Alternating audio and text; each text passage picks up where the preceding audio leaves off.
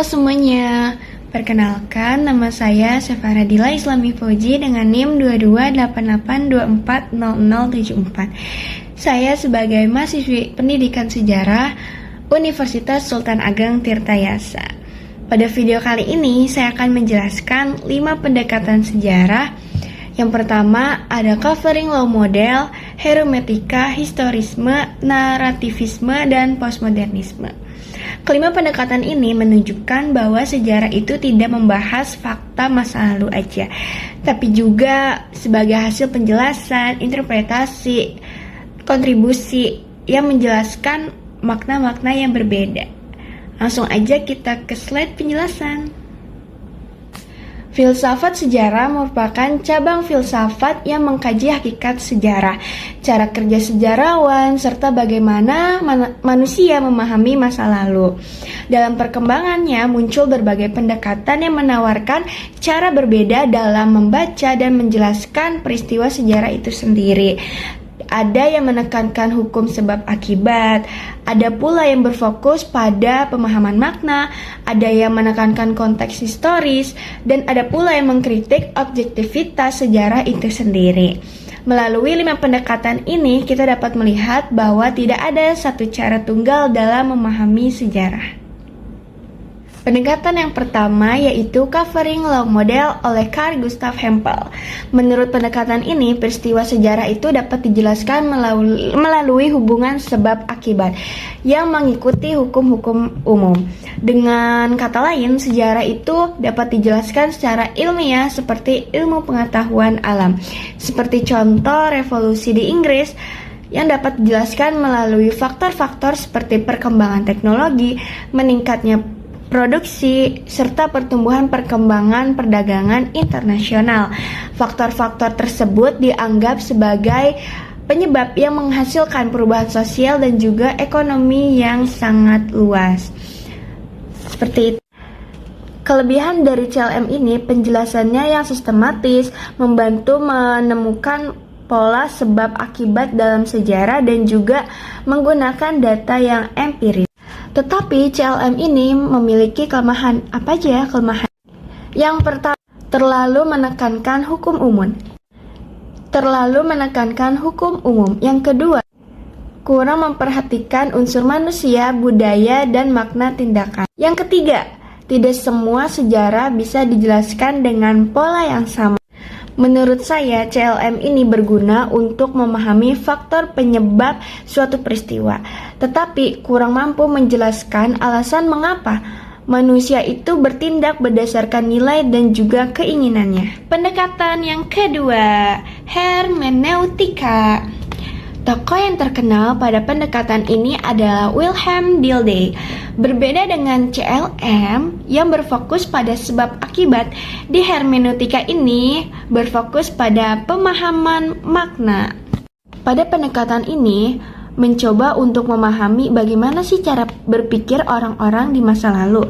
Contohnya pada Sumpah Pemuda. Dalam hermeneutika, Sumpah Pemuda itu tidak hanya dipahami sebagai rapat para pemuda aja, tetapi sebagai simbol lahirnya semangat persatuan bangsa Indonesia. Nah, kelebihan dari hermeneutika ini adalah yang pertama, membantu memahami makna dari suatu peristiwa. Yang kedua, lebih dekat dengan sisi kemanusiaan. Tetapi dia juga memiliki kekurangan ataupun kelemahan. Yang pertama, hasil penafsiran ini bisa berbeda-beda. Yang kedua, cenderung subjektif. Menurut saya, pendekatan ini membuat sejarah menjadi lebih hidup, karena kita bisa merasakan atau memahami cara berpikirnya orang di masa lalu. Yang ketiga, historisme. Tokoh yang terkenal dalam pendekatan ini adalah Leopold von Wrede. Nah, di pendekatan ini, setiap peristiwa itu harus diukur dan dipahami sesuai dengan zamannya. Kita tidak boleh menilai masa lalu dengan sudut pandang kita di masa kini. Contohnya tanam paksa pada masa kolonial Belanda. Kan di masa itu kita tuh harus melihat kondisi ekonomi dan juga politiknya di masa lalu.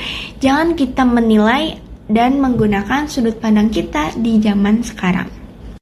Nah, kelebihan dari historisme ini adalah memahami peristiwa sesuai dengan konteksnya. Dan yang kedua, menghindari kesalahan dalam menilai masa lalu. Tetapi kelemahannya adalah sulit menemukan pola yang sama dalam sejarah. Menurut saya, historisme ini mengajarkan kita untuk memahami dan lebih bijak dalam mengetahui peristiwa sejarah. Pendekatan yang keempat, narativisme. Narativisme ini tokoh yang terkenalnya adalah Hayden White. Dalam naratif yang keempat, pendekatan narativisme. Tokoh yang terkenal dalam pendekatan ini adalah Hayden White. Dalam pendekatan ini yang berfokus adalah bagaimana cara menyusun agar bisa mempengaruhi sang pembaca. Sebagai contoh, pada proklamasi kemerdekaan Indonesia, itu kan bisa dilihat atau dipahami dari berbagai sudut pandang. Dalam kejadian itu kan bisa dilihat dari bagaimana cara menekankan di rakyatnya. Ada pula yang menyoroti dalam tokoh-tokoh yang berperannya, dan ada juga yang melihat dari situasi internasional. Kelebihan yang pertama, menunjukkan bagaimana cara menulis sejarah itu sangat berpengaruh. Yang kedua, membuat kita lebih kritis lagi dalam membaca sejarah. Nah, kelemahannya itu bisa membuat fakta sejarah itu terlihat kurang penting. Menurut saya, pendekatan ini mengingatkan bahwa sejarah yang kita baca itu merupakan hasil penyusunan seorang penulis. Nah, yang terakhir nih, pendekatan postmodernisme. Tokoh yang terkenal adalah Michel Foucault. Postmodernisme ini berpendapat bahwa tidak ada satu kebenaran yang mutlak dalam sejarah. Setiap kelompok masyarakat bisa memiliki pandangan yang berbeda-beda terhadap suatu peristiwa. Contohnya, sejarah kolonialisme. Dulu sejarah itu banyak banget ditulis dari sudut pandang para penjajah. Namun sekarang sejarah juga bisa ditulis dari sudut pandang masyarakat yang dijajahnya. Nah, kelebihannya yaitu memberikan ruang bagi berbagai perspektif. Nah, yang kedua, membantu mengangkat suara kelompok yang selama ini kurang diperhatikan.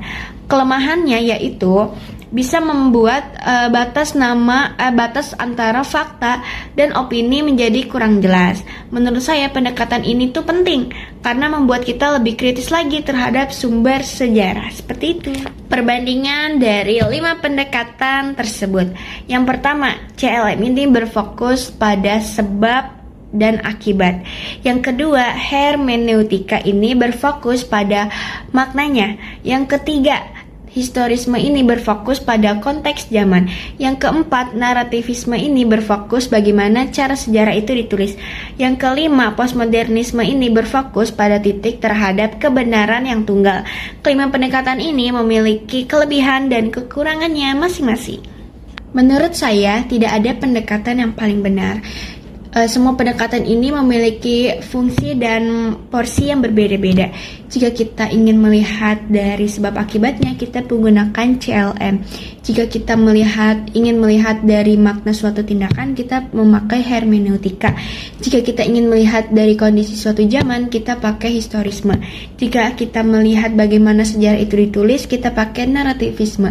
Jika kita ingin mengkritisi berbagai sudut pandang, kita pakai postmodernisme. Dan jika menurut saya kelima pendekatan ini kita gunakan secara bersama atau semuanya agar pemahaman kita dalam sejarah itu lengkap dan baik. Seperti itu. Sebagai penutup, dapat disimpulkan bahwa sejarah itu bukan cuma tanggal ataupun peristiwa aja.